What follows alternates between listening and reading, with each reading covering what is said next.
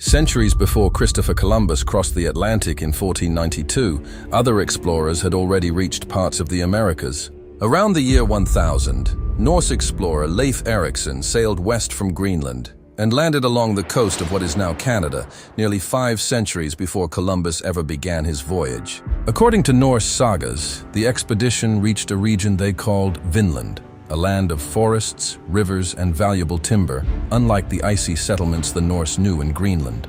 The Vikings briefly established a small outpost there, building wooden structures and exploring the surrounding coastline. But the settlement never became permanent. The Norse were operating thousands of miles from home, badly outnumbered and cut off from reliable reinforcement.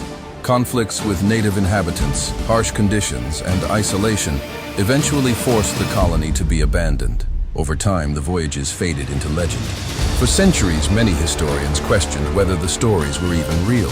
Then archaeologists uncovered Viking ruins at L'Anse-aux Meadows in Newfoundland. The site revealed Norse-style buildings, ironworking tools, and clear evidence that Vikings had reached North America centuries before Columbus ever sailed. But the Vikings may not have been the only outsiders to reach the Americas before Columbus. Some researchers believe Polynesian sailors may have crossed parts of the Pacific Ocean and made contact with South America centuries before Europeans arrived.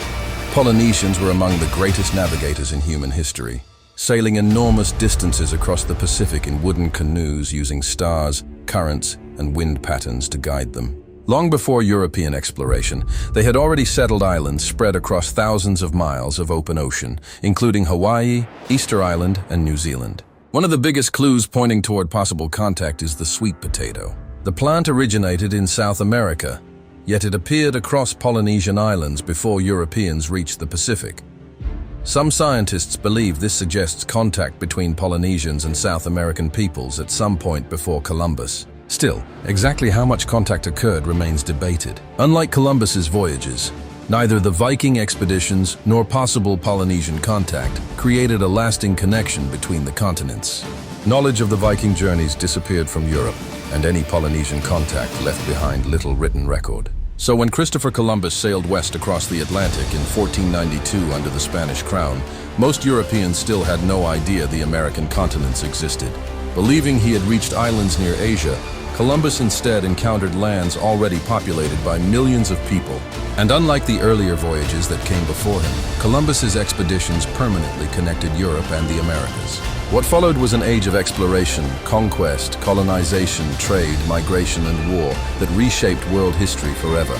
So Columbus was not the first outsider to reach the Americas, but his voyage changed the world in a way no earlier expedition ever had.